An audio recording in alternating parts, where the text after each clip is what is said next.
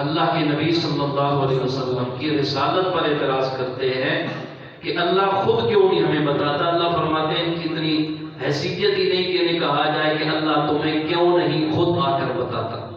دوسرا اعتراض کرتے ہیں کہ آپ ایسی نشانی کیوں نہیں لاتے.